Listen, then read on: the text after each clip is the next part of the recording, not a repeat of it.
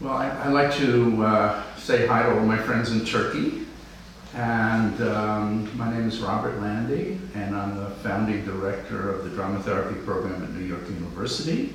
And I am here with my colleagues and students to speak with you today from New York University. And I'd like to say that it was a great pleasure for me to be welcomed by my friend Gamla here today to speak to you. And we met at the one of the group psychotherapy and psychodrama conferences in Bergamo a few years ago.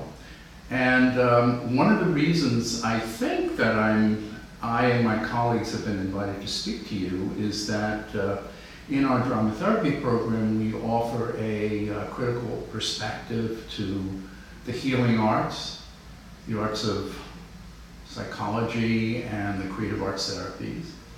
And in Bergamo, some years ago when I was there, I had a great sense of ancient history, speaking in the old amphitheater, which is part of the healing center, the Asclepion, that is Bergamo.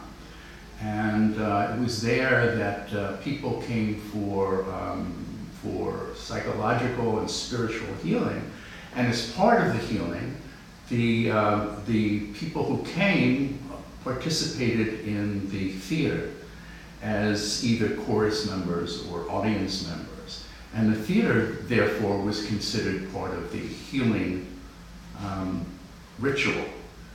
So in the ancient times, in Turkey and Greece, we see a sense of theater as healing, the healing theater, which is part of all cures.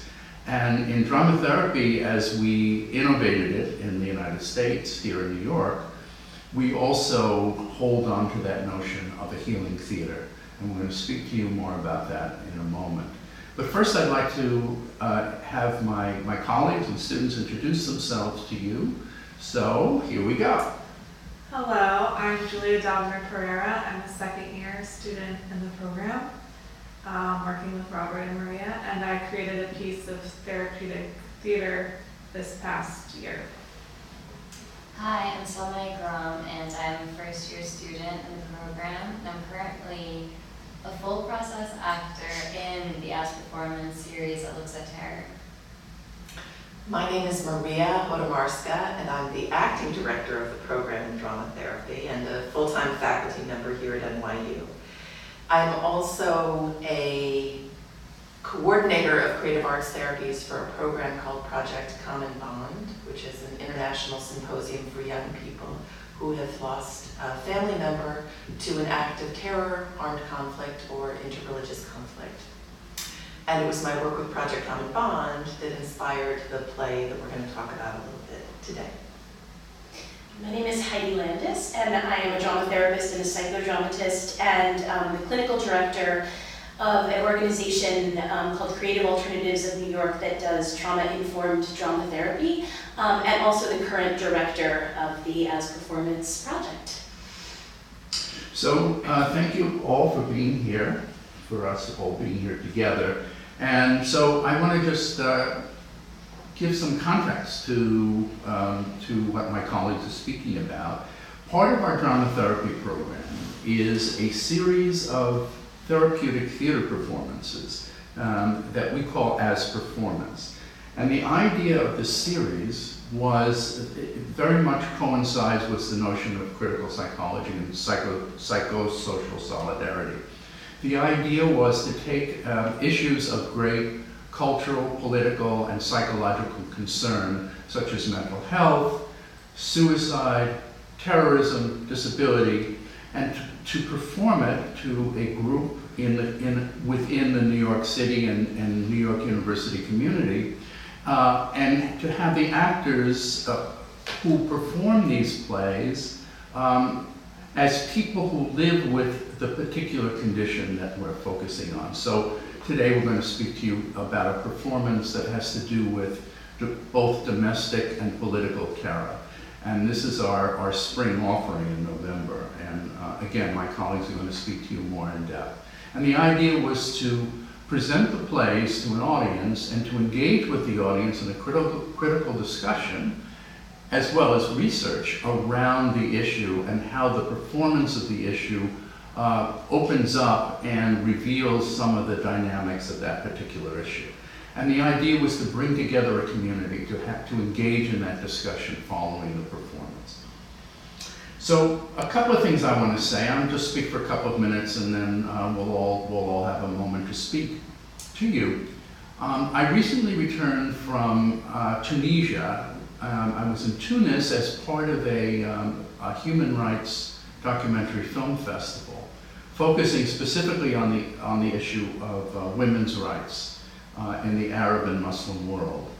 And I found that the experience extremely powerful, especially being in sort of the center of the Arab Spring revolutions and changes that have occurred within the last 5 years in North Africa and the Middle East.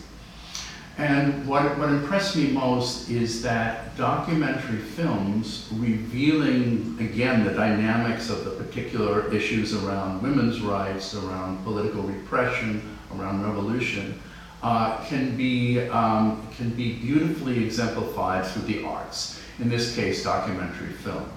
And while in that particular setting, we all of us who were part of the festival, as well as the audience members, engaged in very, very deep critical conversations about, again, about the issues and all the issues involved around the issues of human rights. And it really, really brought the communities of not only in Tunisia, but an international community together to talk about these issues.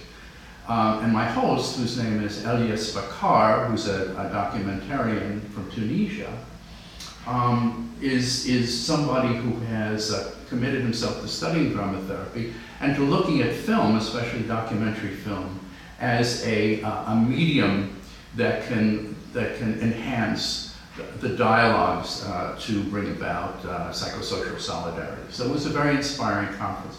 One part of my trip to Tunisia was giving a talk at the U.S. consulate in Tunis, and part of the talk was about how can the work in the creative arts therapies, especially drama therapy, help people who have directly experienced terrorism.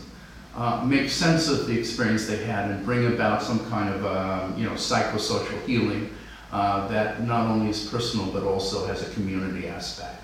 So we spoke about people who had witnessed in Tunisia the killings at the Bardo Museum, the terrorist attacks at a beach resort in Sousse in Tunisia, and several of the other recent terrorist attacks, and how we can create a kind of a theater/film festival to help people use the dramatic theatrical arts to tell their stories in theatrical embodied form, and then to engage with an audience as to what is the meaning of this work, and how can we use our insights to move forward as a community.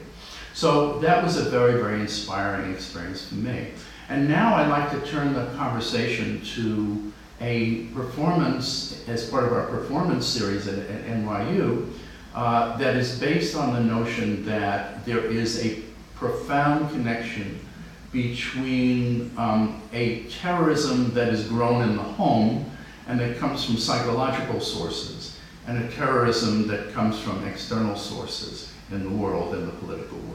So let me turn the conversation to people who are working on that, please. Maybe Heidi, you'd like to begin as a director? Yeah, absolutely. It's been an amazing and interesting and sometimes difficult process. I truly believe in this idea that theater is healing, and so what better way to be able to kind of look at a very difficult subject in community with a group of people, using story, metaphor, a bit of distance to be able to explore difficult things, and yet the process itself of making art, although freeing, we found was also sometimes I don't know if the word is constraining, but we found the themes of terror and the themes of trauma emerging in group process as well, which gave us more to look at. What does it mean when you're talking and working with people who identify as having experienced terror in the world and terror in the home in a theater process, and have a director who's telling them what to do? And how to, and so we were able to really look at the parallel process, so to speak, of trauma in the rehearsal process. Although I hope it's not a completely traumatic experience, but this way of being able to look at how this happens in everything that we do. One of the things that we also struggled with as a cast and as an ensemble is coming into rehearsal and feeling like there was something else that happened in the world before every rehearsal. There was another terrorist attack, there was another shooting, and how do we, in the face of that, really explore it without feeling like we don't have the words. And oftentimes we didn't have the words. And that's what trauma does. Trauma takes away the words.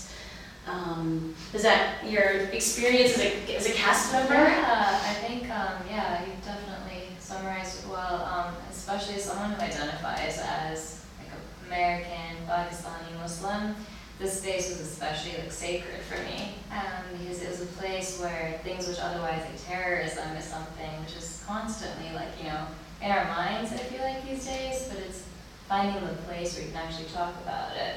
And having community, as you said, is so important to be able to bring these uncomfortable things to the forefront and playing with them to see how we find feelings out of things which have been kind of blocked out of memory or I guess out of everyday life.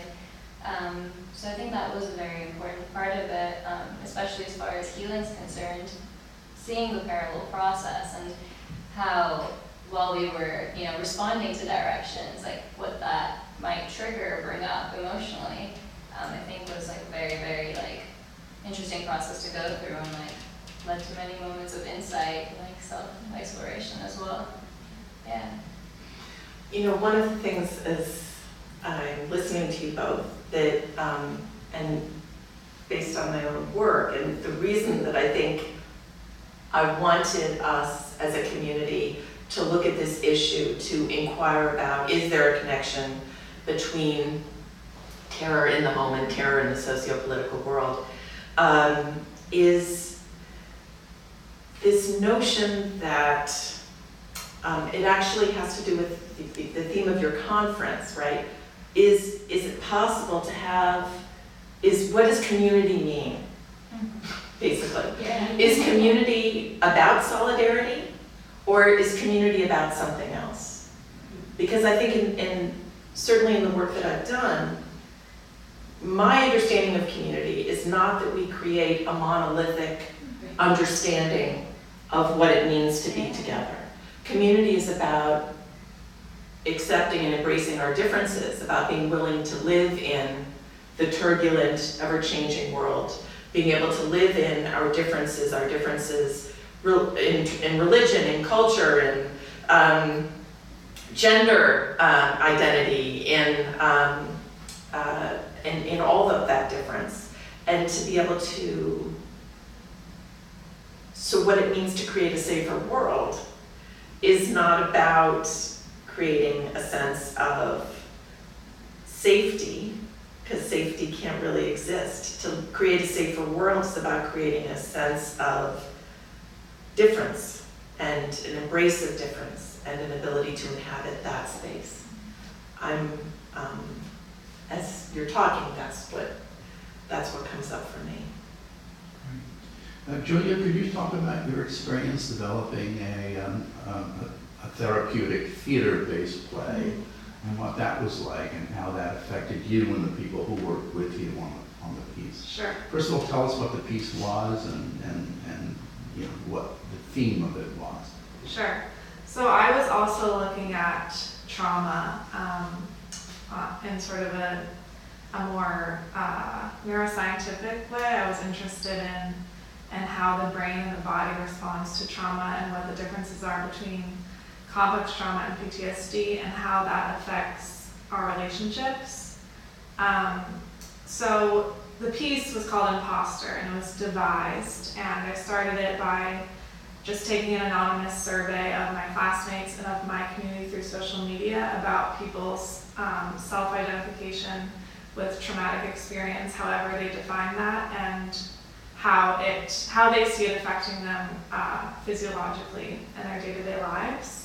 And then through the rehearsal process, I wanted to look at how we can embody what actually happens in the brain and sort of internally as an external representation on stage. So I created characters out of the amygdala and the hippocampus, which are parts of the brain that are implicated in our fear response and involved in our memory process. And they responded to all of the action and dialogue and stimuli happening between the two main human characters. And they often responded for the main character, Lucia, who had a history of trauma and what we call imposter syndrome. They would respond for her as she was in relationship with the other character, Sarah, and sort of dealing with all the stressors of her day-to-day life. And so through the physical embodiment of the brain, the audience sort of experienced Lucia's world through her reality with Sarah and through her internal dialogue and physiological response and very physical, sort of animalistic brain parts that were on stage with her. And then another element that was really important to me was this psychoeducational element. So there was a fifth character on stage that was academia, representing academia, and she explained a lot of the processes that were going on internally for Lucia, and sort of provided this sense of mind sight for the audience. And mind sight is this term that was coined by Dr. Siegel, and it means the goal is to allow people to see the inner workings of the mind and understand the science happening in their brain, so that they can name and tame emotions and responses to stimuli, and so then rather than being overwhelmed and avoiding things, they can approach and learn to sort of work through their body's responses to stress. And it was, for the cast, I think it was a really powerful process in some ways, because I gave them a lot of creative freedom. I brought in all of these interviews and these little snippets of text and stories and themes, and then we worked through our own experiences and our own identification with these issues, and just created scenes and created songs and sort of worked through this spontaneous creative process to devise the actual arc of the show and what the story was really about. So it became a very community piece and a very personal piece for each of us, because pieces of our own lives were being represented in this larger story. So the final point I'd like to make is that all the work that we do here at NYU Trauma Therapy is about looking at the connection between the personal and the community, and in some ways the personal and the political. When we bring in a new group of students and we gather our colleagues, we ask the question, how is performance healing? And by healing, we mean, how does performance lead to some kind of effective change? A change that is not only personal in a psychological sense, but also is political in a community sense. And everything that we do is geared toward looking at that connection. I'm thinking of the notion of both dialogue and dialectic. We're looking at contradictions in the self and in the world, and looking at ways to integrate those pieces through a performative process. That's what we're all about, and hopefully our conversation has given you a sense of who we are and why we're talking to you.